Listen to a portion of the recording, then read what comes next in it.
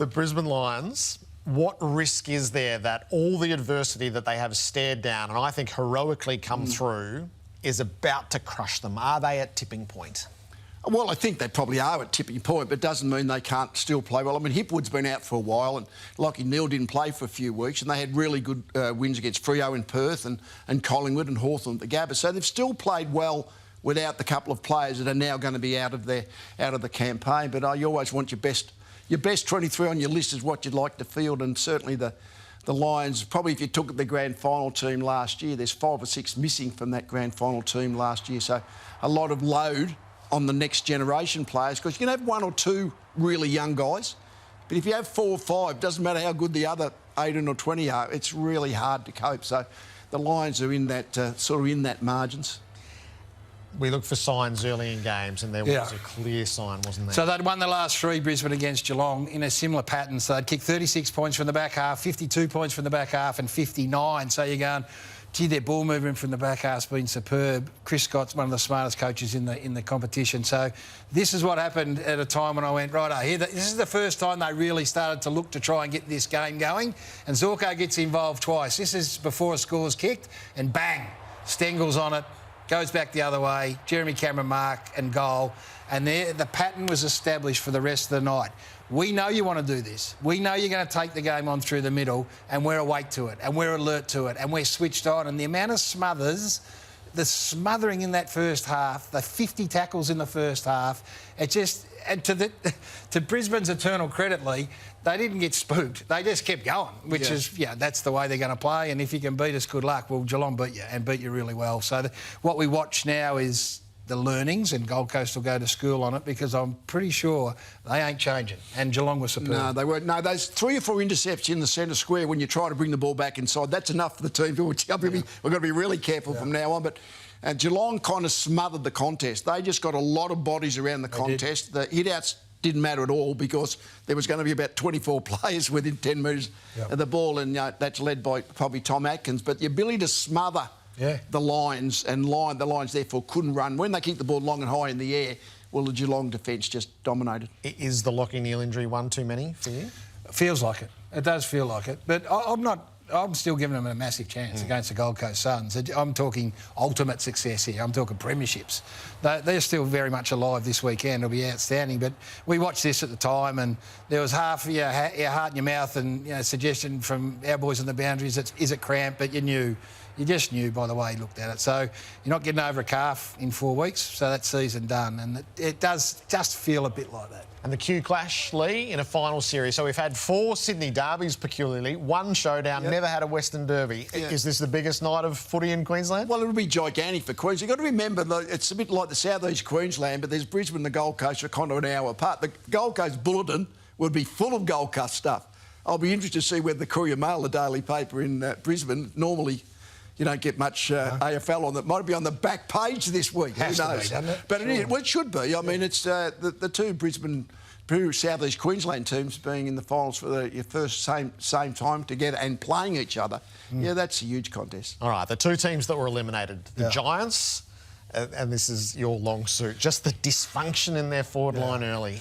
Yeah, they absolutely dominated field position. They had 40 inside 50s by half-time, and you talk about connecting with your forwards. They took 3 marks from those 40 inside 50s. We're talking Cadman, talking Hogan, Stringer. And this stuff, I was with Jonathan Brown and Dermot Brereton, and I suppose we all look at it through the same lens.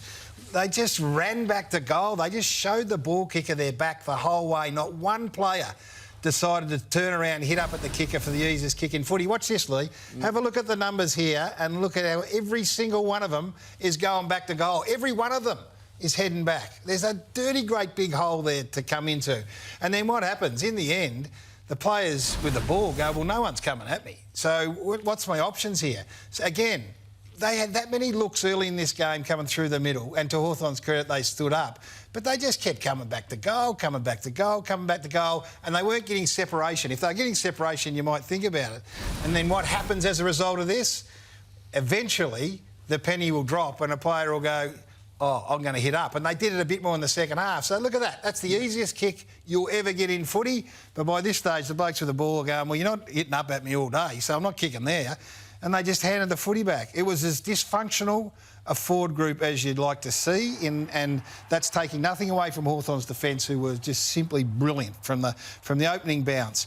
But this, if you wanted to get an easy kick, you could have got an easy kick in that forward half if you were prepared to turn around and come back up at the ball. You're so used forwards these days because of the way the game's played of running back towards goal. That's as if they're not used to leading at the kicker. No. And it's almost a foreign thing to do. But as you pointed out, I mean, one of those three coming back has to be prepared to come back. 72 they had inside 50s for the game. Yeah. It's just the equal most ever in a losing final. So the picture of the Giants now, who are regressing year on year, so close in a preliminary final against Collingwood. They blew their two big leads last year, as is well documented. They come from 42 points down to hit the front in a preliminary final. So they've now lost the full set of finals, a preliminary final, qualifying final, semi-final and elimination final. They're getting further away. It feels like they should be getting closer. What's your read on that? Yeah, they play so well on their day that you kind of... But they don't do it often enough. They've been too up and down, and that's been pretty normal over the last few years. And so they get themselves into a position. And last year, I mean, we'll always remember that game. They were 44 points in front of the Lions and still lost that game. So that's not going to happen all that often. But they don't seem to be on the up. They just seem to be stuck in that around the mark. And they think they're still around the mark. I think there's a chance for them. So I went back and had a look at Richmond under Hardwick. Yep. So they went 7th, 8th, 7th, 13th, which is a bit, you know, he's going 4th, 5th, 8th, going a bit the same way. Then they went 1st, 3rd, 1st, 1st. And Hawthorn were a bit the same. Fags, 18, 15, 5-4, 5-4, just hanging around, 2-1, breakthrough. The Dockers under Longmire a bit the same, 12, 11, 16, 14, 10, now they're coming back. I think there's still a chance for them. And Adam Kingsley said it, just keep putting yourself back into that spot and believe. Freo, so there's no doubt it's an opportunity lost. Now, 1 point results in finals are cruel, so you don't want to extrapolate too much. And they do have a young profile, as they're just opening up now. But that was an opportunity loss. It was. I'm still bullish on them, and it might be to my detriment in the long term. But I think a bit like what I'm talking about with these other players, you just got to keep putting yourself back in there. And I think they've got enough pieces of this puzzle, Lee, to contend again, learn, contend. They need to add that defensive mid to that group so that those two boys can continue to get to work, but also be able to lock down one of either Rowell or Anderson. Yeah. That's maybe a Windhager, but, you know, that's the sort of thing they're looking at. But I'm still bullish. What about you? No, I think there's still potentially on the up. But I never thought they were likely to go all the way this year myself. It just never hit me that they would. I thought the Suns were magnificent. Yeah, they were. Like, for most of the game. I mean, they dropped away and obviously Freo could have come over the top of them, but I thought for much of the game they really took it over there, and Freo couldn't quite cope with that, as the Lions could against Geelong, not do against Geelong on Friday night. Sometimes the opposition can have a really good game, and they got beaten by a point. That's a wafer-thin margin in reason why you won or reason why you lost. But no, again, they're a bit like the Giants. They're round the mark, but I never felt they were likely to be the 2 or 3 sides most likely to go all the way. How are you on them? They're just starting out. It was really only that they declared now was winning time. Yeah. They're making their progress. But at home, 57,000, a team that had never seen finals, you've got to win that game. Yeah. And they got outplayed, I agree. They got outplayed for most of it. Did Adelaide get stage fright? Oh, stage fright's a strange thing. I mean, Collingwood jumped into the game better. And I guess you'd say, why is that? I mean, this is the physically you don't change much from week to week. Your knowledge doesn't change much from week to week, but your emotional state is changing all the time. And that's what happens with footballers and football teams.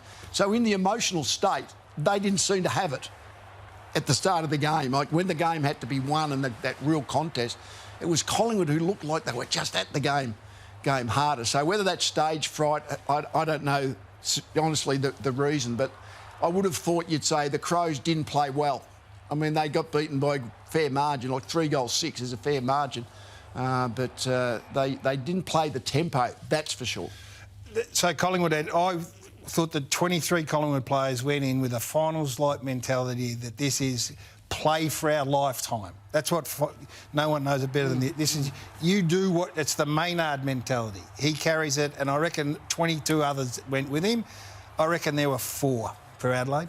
I don't reckon there were anywhere near enough Adelaide players that had a play for my life, most important thing I've ever done, ever, mentality. Now, first time playing finals for a lot of them.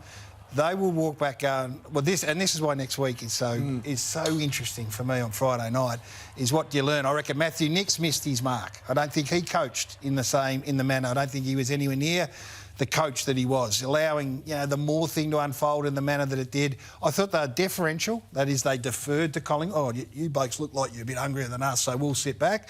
And I thought they were way too passive as a football club. And that is a... I know they're strong words and they're not meant to be derogatory, but that is what it looked like to most people, I reckon. So now it's over to you, Matthew Nicks, in Adelaide, and let's see if you can... And then Leigh, I guess the next thing is you can wind them back up here and throw all this at their feet. You've got to get the level right on Friday. You can't tip over the other way. Well, that's true. I mean, but the circumstances would create there's going to be a rebound. I mean, most of the time when a qualifying final is lost, the winners bounce back off that and usually rebound pretty well for a whole lot of these set of circumstances that if you could put your finger on exactly the why, it wouldn't be so irregular. You remember, I know we're going to keep going. Thilthorpe, who I don't think he's scared. He's never said to me that he's a scared player, but he deferred. He didn't go.